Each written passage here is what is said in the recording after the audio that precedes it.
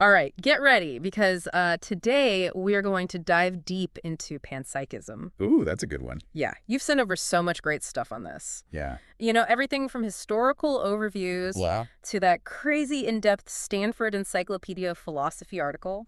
So basically, we're going to explore the idea that consciousness maybe isn't just a human thing. Right. It might be everywhere, like woven into the fabric of reality.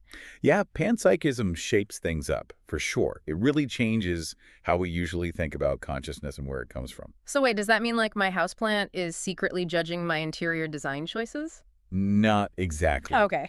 Panpsychism doesn't say that everything has like a fully formed human mind. Hmm. It's more nuanced than that. Uh, It's not that everything is thinking like we do. yeah. More like, imagine the tiniest building blocks of the universe, like electrons, quarks, Uh-huh. having a very basic form of consciousness. Okay, so not quite sentient houseplants planning world domination.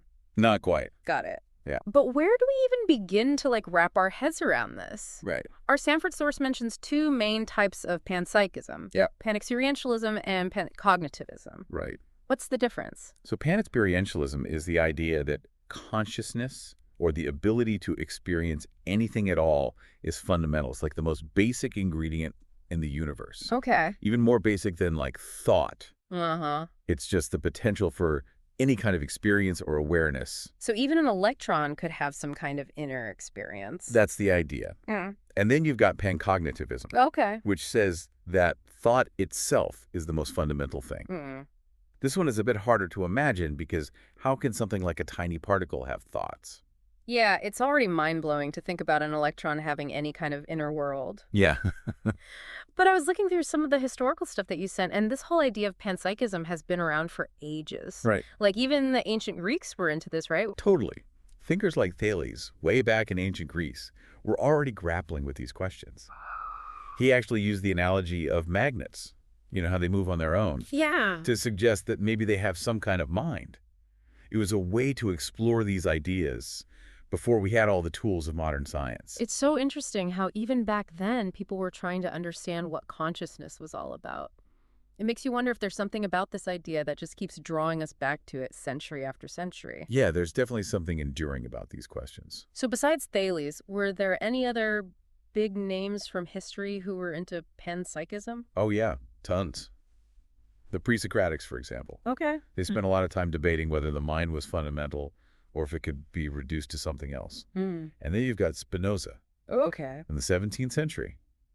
He saw mind and matter as two sides of the same coin, Interesting. like two aspects of one infinite substance. So he was kind of blurring the lines between the physical and the mental. Yeah, in a way, he was foreshadowing some of the core ideas that drive modern panpsychism. Wow, so this isn't just some fringe idea. It has some serious philosophical roots. Definitely. What about other figures? Let's see, well, there's Leibniz. Okay. He had this concept of monads, which were these fundamental units of reality. Okay. And he believed that these monads had a kind of built-in ability to perceive and act, Huh. which you could definitely see as an early version of what panpsychists are talking about today. It's amazing to see those connections between historical ideas and what's being discussed now.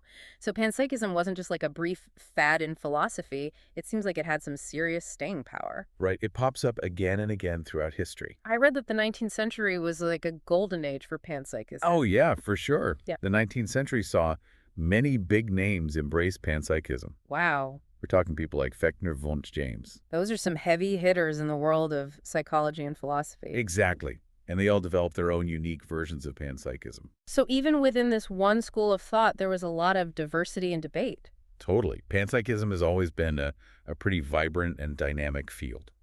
Okay, so those houseplants might not be plotting against us just yet, Right. but it seems like panpsychism has had some serious staying power. Mm. What happened in the 20th century? Did this idea just fade away? Not completely. The 20th century saw a bit of a dip in panpsychism's popularity, Okay. but there were still some important thinkers keeping the conversation alive. Like who? Well, one of the most influential was Alfred North Whitehead. Oh, yeah, I've heard that name. He had a pretty complex system of thought, Uh-huh. but one of his key ideas was that even the most basic events in the universe had a kind of rudimentary mentality. Really? He used terms like creativity and perception to describe the nature of these events. Interesting. So even though the word panpsychism wasn't as popular in the 20th century, Those core ideas were still bubbling beneath the surface. It's fascinating how these ideas evolve and reemerge over time. Right. And to really understand panpsychism today, we need to dig into its different varieties Okay, let's do it. because it's not a one-size-fits-all concept. I'm ready to explore those nuances. Right? Let's dive in. It really is a mind-bending concept. When you think about those varying scales of consciousness, Yeah. and to really grasp the scope of panpsychism, Uh, we need to break down its different flavors. okay. One major distinction is between constitutive and non-constitutive panpsychism. Okay, I'm ready for another instructive word breakdown. What are we dealing with here? Think of it this way. Constitutive panpsychism suggests that our human consciousness isn't something completely unique. Okay. It's actually built from smaller, simpler consciousnesses. Okay. Imagine these tiny building blocks of reality, each having their own mini experiences. Right. And somehow they combine to create the rich, complex world of your inner experience.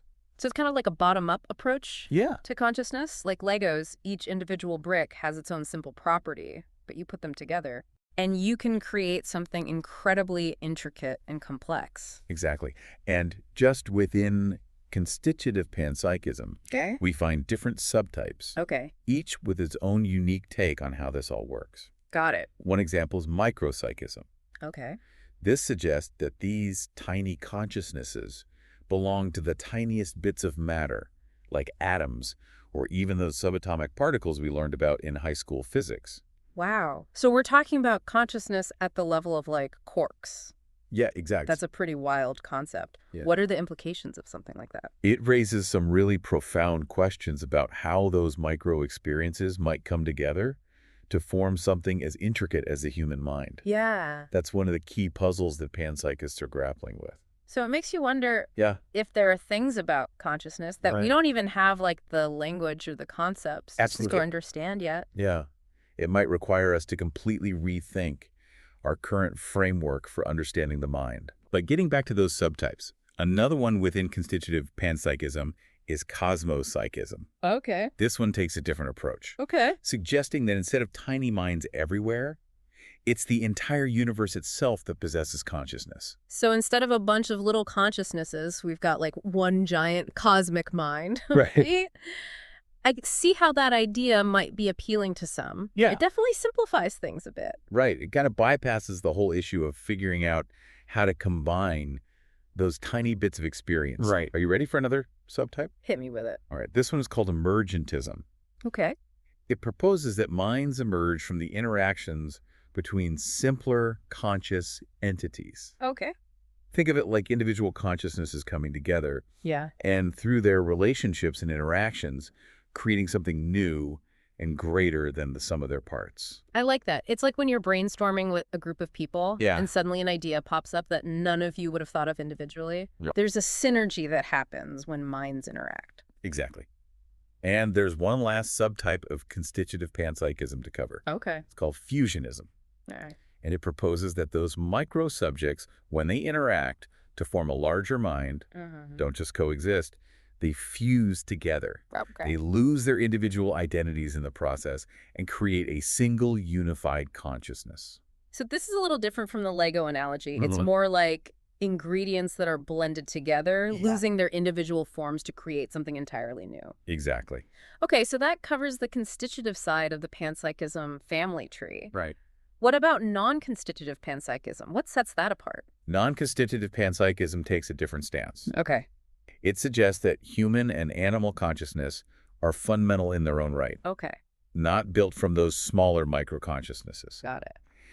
It acknowledges the existence of consciousness at the micro level, Uh-huh. but it doesn't see those as the ingredients for our own minds. So it's like those micro-consciousnesses exist alongside our own, but they're not directly contributing to it. Right. Kind of like two separate streams flowing in parallel. That's a good way to visualize it. Okay. And within non-constitutive panpsychism, we still encounter those familiar ideas like emergentism. Right. Emergentism says that consciousness can arise from simpler forms without being directly built from them. Right.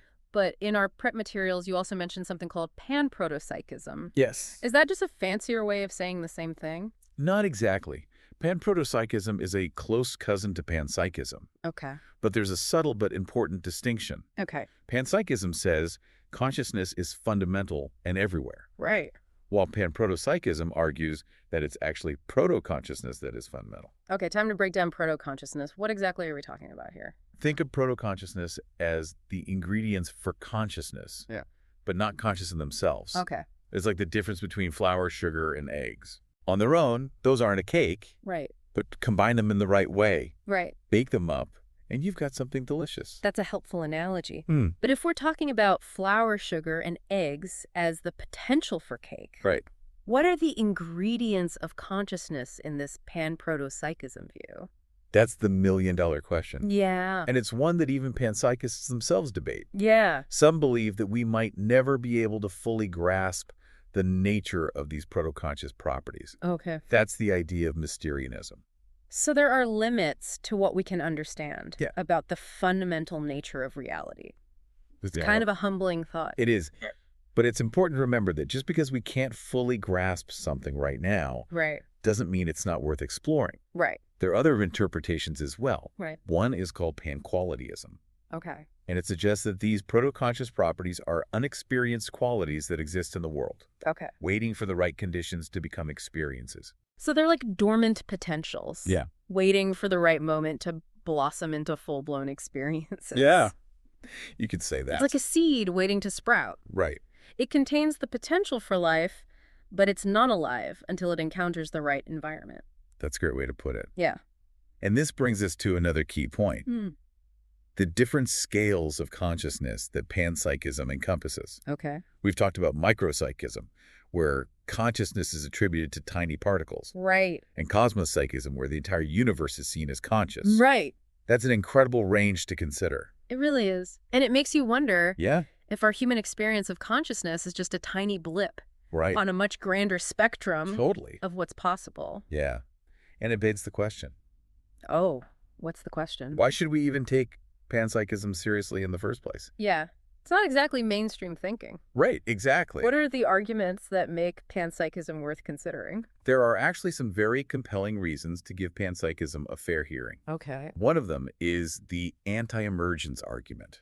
Okay, I think we touched on that earlier. We did. Remind me what the anti-emergence argument is all about. It's an attempt to address the so-called hard problem of consciousness. Right. The hard problem is about how we experience the world subjectively, Exactly. how we have feelings and sensations. Right. Science can explain our brains, but explaining subjective experience seems like a whole other ballgame. It really does. So how does panpsychism help us with this hard problem? Panpsychists argue that consciousness can't just magically pop out of nowhere. Okay. There has to be some kind of foundation for it to build upon. Right. They propose that those micro-consciousnesses we talked about might provide that foundation. Okay. Instead of consciousness suddenly emerging from non-conscious matter, it's more like simpler consciousnesses combining and complexifying Right. to create the kinds of experiences we have. So it's like a chain of consciousness. Yeah. Starting from the simplest levels and building up to the incredible complexity of the human mind. You got it. But if that's the case, Yeah. wouldn't we expect to see some kind of gradual increase in complexity of consciousness as things get more complex? Do we see that? That's a great question. Yeah. And it gets at one of the big challenges for panpsychism, Okay. which we'll dive into a little later. All right. But before we get there, let's explore another argument in favor of panpsychism, Okay. the intrinsic nature argument. All right. Tell me more about that one. This argument highlights the limitations of physics. Okay. Physics is amazing at describing how matter behaves, Uh-huh. but it doesn't actually tell us what matter is in itself. Okay. It's like having a detailed instruction manual for how to operate a machine, Mm-hmm. but having no clue what the machine is made of or what its purpose is. So there's this fundamental gap in our understanding of, like, the basic building blocks of reality. Yeah, exactly. And how does panpsychism come into play here? Panpsychists propose that consciousness could be the missing piece of the puzzle. Okay. Instead of matter being fundamentally inert and lifeless, Right. maybe it possesses an inner experience, even at its most basic level. So even those tiny particles might have some kind of inner world. Exactly. That's a mind-blowing thought. It is. But it offers a way to understand the essence of the universe that goes beyond just the physical properties and behaviors that we can measure. Right. I can see how that would be a powerful concept for some people. Yeah, It definitely challenges our usual way of thinking about the world. for sure. But I have to ask, are there any good arguments against panpsychism? Of course. It still sounds pretty far out there. There are definitely challenges to panpsychism. Okay. One common criticism is simply that it sounds weird. Okay. I mean, the idea of an electron having experience is pretty counterintuitive to our everyday way of thinking. Yeah, for sure. But panpsychists push back on that, saying we shouldn't dismiss an idea just because it seems strange. That's fair. Plenty of scientific discoveries probably sounded crazy when they were first proposed. Exactly. Like the idea that the Earth revolves around the sun or that time isn't absolute but relative. Right. Those probably blew some minds back in the day. Yeah, for sure. It's important to stay open to new ideas even if they challenge our existing beliefs. Absolutely. But you mentioned that there was a more serious challenge to panpsychism. Yes. There's a challenge that panpsychists themselves wrestle with, Okay. and it's called the combination problem. Uh-oh. That doesn't sound good. What is the combination problem all about? It's the question of how all those tiny consciousnesses, if they exist, Right. actually combine to create larger, more complex minds. Okay. It's like trying to build a skyscraper out of grains of sand. Whoa. How do you get from those tiny individual units to a unified functional whole? That's a great analogy. This problem is especially tricky for constitutive micropsychism, where human consciousness is supposedly built from those micro-level experiences. So it's not enough to just say these micro-consciousnesses exist. Right. You have to explain how they come together to create something like our own minds. Exactly. It's like having all the ingredients for a cake, but no recipe for how to put them together. That does sound like a pretty significant hurdle. It is. How do panpsychists approach this combination problem? There are a few different strategies, each with its own set of strengths and weaknesses. Okay. Some panpsychists argue that we might need to rethink our current understanding of consciousness itself. Okay. Maybe our existing models are too limited to grasp how those micro-experiences could possibly combine. So it could be that we're approaching the whole problem from the wrong angle? Yeah, Like we're trying to fit square pegs into round holes? that's a possibility. And there are other approaches as well. Okay. Some suggest that the structure of consciousness itself might be more complex than we currently realize. Okay. Maybe there are hidden layers of organization that could help explain how those micro-experiences come together. It's like we need to discover a whole new dimension. To consciousness to even begin to understand how it works. Exactly. But are there any specific ideas about how these micro-consciousnesses could combine? There are. And that's where it gets really interesting. Okay, so we've got all these tiny consciousnesses, maybe even at the level of subatomic particles. Right. And the big question is, how do they combine Yeah. to yeah. form something as complex as the human mind? Right. It sounds like a huge puzzle. It is. And within the combination problem, Okay. there are a few subproblems that really highlight the challenge. Okay, hit me with them. One is called the subject summing problem. Okay. Imagine each electron has its own mini-movie of experience playing. Correct. How do you blend all those individual movies into the single unified experience you have right now? Right. It's like trying to merge a million different perspectives into one coherent story. Whoa. That is a mind-bending thought. It's like asking how a million different points of view can come together to create the single point of view that I experience as me. What other pieces of this combination puzzle are we dealing with? There's also the palette problem, Okay. which focuses on the incredible richness and diversity of our experiences. Think about all the colors, sounds, smells, emotions, and thoughts that make up your inner world. Yeah. How can all that complexity arise from a limited set of fundamental conscious properties? Yeah. It's like trying to paint the Mona Lisa using only primary colors. It Yeah. just doesn't seem like enough to create that level of detail and nuance. Is there anything else we need to add to this combination problem? One more big one, the structure problem. Okay. Our brains, even at the microscopic level, Yeah. seem to have a very different structure than our conscious experiences. Right. How could a physical system with specific, localized parts give rise to the unified flowing nature of our inner world? So if I'm picturing this correctly, Yeah. it's like trying to map the intricate web of a spider's silk onto the rigid structure of a steel beam. They just don't seem to fit together. So panpsychism has a lot of explaining to do. Yeah. If it wants to address these combination problems, where do we even begin to unravel something like this? Well, some panpsychists argue that instead of focusing on individual microconsciousness, Oh. We should be looking at their relationships. Okay. Maybe it's the connections and interactions between these entities that give rise to more complex minds. So instead of like isolated units, it's the network, Right. the web of relationships that matters. Exactly. It's like a symphony orchestra. Yeah. Each instrument on its own might produce a simple sound, but together they create a rich and harmonious whole. That's a beautiful way to think about it. It is. And it highlights how much we still don't know about consciousness. Yeah. Maybe our current models are just too limited to grasp the true complexity of how these micro experiences could weave together to create something as intricate as the human mind. It's like we're trying to understand a holographic image by looking at just one tiny point of light. We need to see the whole picture to make sense of it. So where does this leave us with panpsychism? Right. Is it a viable theory, or are we just getting lost in a philosophical rabbit hole? That's the big question, isn't it? Panpsychism definitely pushes us to think outside the box Yeah, and question our assumptions about the nature of reality. for sure. It forces us to confront the limits of our current scientific understanding and consider possibilities that we might have dismissed before. I have to admit, this whole deep dive has been a wild ride.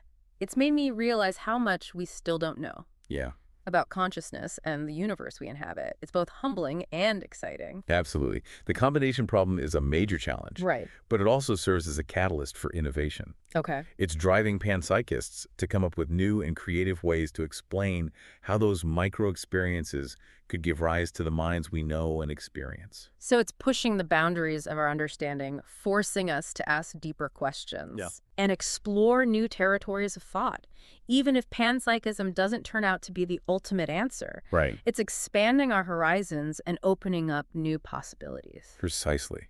And that's what makes this such a fascinating area of inquiry. Yeah. It's a journey of exploration and discovery that challenges us to rethink some of our most fundamental beliefs about the world. Well, this has definitely been a deep dive in every sense of the word. I agree. Thanks for guiding us through this complex and mind-boggling topic. It's left me with a lot to think about. It's been my pleasure. And for our listeners out there, Yeah. we'd love to hear your thoughts on panpsychism.